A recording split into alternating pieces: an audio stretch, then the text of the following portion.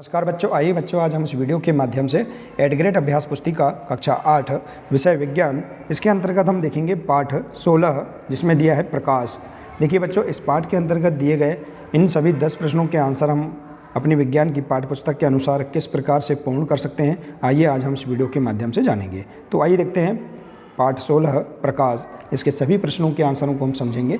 तो देखिए बच्चों, प्रश्नों को पूर्ण करने के लिए यहाँ पृष्ठ क्रमांक दिए हैं। इन पृष्ठ क्रमांक के आधार पर हम प्रश्नों के आंसर आसानी से अपनी पाठ्यपुस्तक से खोजकर लिख सकते हैं। तो देखिए पहला प्रश्न है, परावर्तन के नियम लिखिए। तो देखिए इसका आंसर आप पृष्ठ क्रमांक 200 और 201 से देख सकते हैं। तो पहला है, देखिए इसका आंसर है, परावर्तन की घटना के दौरान आपतन कोण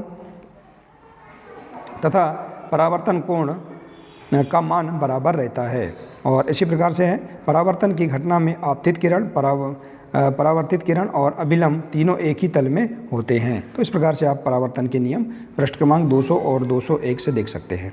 इसके बाद देखिए अगला प्रश्न है,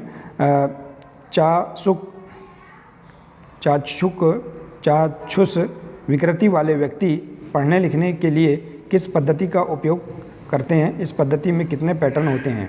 तो देखिए चाक्षुष विकृति युक्त व्यक्तियों के लिए सर्वाधिक लोकप्रिय साधन ब्रेल कहलाता है। इसमें 63 पैटर्न होते हैं। तो आप इसका आंसर पृष्ठ क्रमांक 209 में देख सकते हैं। इसके बाद अगला प्रश्न है, नेत्रों के लिए बहुत कम या बहुत अधिक प्रकाश हानिकारक क्यों होता है? इसका आंसर देख सकते हैं हम पृष्ठ क्रमांक 207 में। नेत्रों के लिए बहुत अधिक या बहुत कम प्रकाश हानिकारक है क्योंकि अपर्याप्त प्रकाश से नेत्र खिंचाव तथा सर दर्द होता है। तो इस प्रकार से आप इस प्रश्न का आंसर बता सकते हैं। इसके बाद अगला प्रश्न है, प्रकाश का विक्षेपण किसे कहते हैं? विक्षेपण की घटना को दर्शाने वाला कोई प्राकृतिक उदाहरण लिखिए। तो देखिए, प्रकाश के अपने रंगों में विभाजन होने को प्रकाश का विक्षेपण कहते हैं। इंद्रधनुष विक्षेपण को दर्शाने वाली प्राकृतिक घटना है। तो इस प्रश्न का आंसर आप इस प्रकार से लिख सकते हैं। इसके बाद अगला प्रश्न है, प्रश्न 5, रेटिना में पाई जाने वाली तंत्रिका कोशिका के प्रकार एवं उनके कार्य लिखिए। तो देखिए इसका आंसर, रेटिना में 2 प्रकार की तंत्रिका कोशिका पाई जाती है। पहला शंकु और दूसरा है शलाकाएँ। इनके द्वारा अनुभव की गई संवेदना को मस्तिष्क तक पहुंचाया जाता है। इसके बाद अगला प्रश्न है, मनुष्य में होने वाले दृष्टि दोषों से आप क्या समझते हो? इन दोषों का निवारण किस प्रकार किया जाता है? तो मनुष्य में एक दृष्टि स्थिति जिसमें आसपास की वस्तुएं धुंधली नजर आती हैं, दृष्टि दोष कहा जाता है। इस दोषों का निवारण उत्तल लेंस तथा अवतल लेंस के माध्यम से किया जाता है। इसके बाद अगला प्रश्न है, विसरित एवं नियमित परावर्तन में कोई 2 अंतर लिखिए। क्या विसरित परावर्तन में परावर्तन के नियमों का पालन होता है? तो इसका आंसर देख सकते हैं पृष्ठ क्रमांक 202 से। तो देखिए, नियमित परावर्तन एक चिकनी सतह पर होता है जबकि विसरित परावर्तन खुरदुरी सतह पर होता है। नियमित परावर्तन में सभी परावर्तित किरणें समांतर नहीं होती हैं और विसरित परावर्तन में परावर्तन के नियमों का पालन होता है। तो इस प्रकार से आप इस प्रश्न का आंसर भी बता सकते हैं कि विसरित परावर्तन में परावर्तन के नियमों का पालन होता है। तो आइए इसी प्रकार से देखते हैं अगला प्रश्न, आपतित किरण, परावर्तित किरण आपतन बिंदु पर अभिलंब एक ही तल में स्थित होते हैं।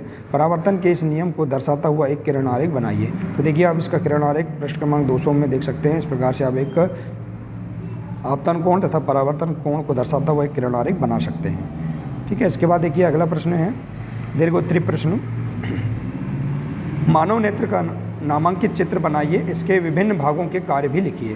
तो देखिए बच्चों, आप मानव नेत्र का चित्र पृष्ठ क्रमांक 206 में दिया है, इसको आप इस प्रकार से बना सकते हैं। देखिए मानव नेत्र का चित्र और इसका वर्णन करेंगे। हमारे नेत्र की आकृति लगभग गोलाकार है। नेत्र का बाहरी आवरण सफ़ेद होता है या कठोर होता है ताकि यह नेत्र की आंतरिक भागों की दुर्घटनाओं से बचाव कर सके।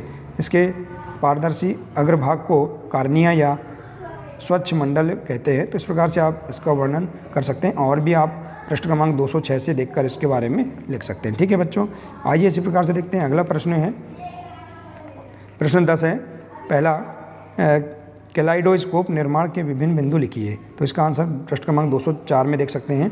एक दूसरे से किसी कोण पर रखे दर्पण द्वारा अनेक प्रतिबिंब बनने की धारणा का उपयोग कैलाइडोस्कोप में भांति भांति के आकर्षण पैटर्न बनाने के लिए किया जाता है।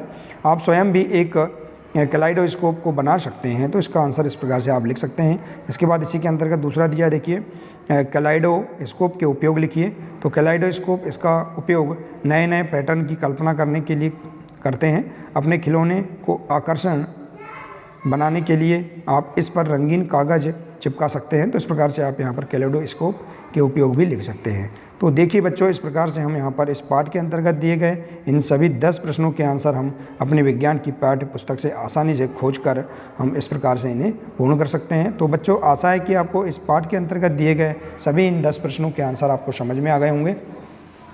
बच्चों, आज के लिए सिर्फ इतना ही है। मिलते हैं इसी प्रकार से अगले नेक्स्ट वीडियो में। नमस्कार।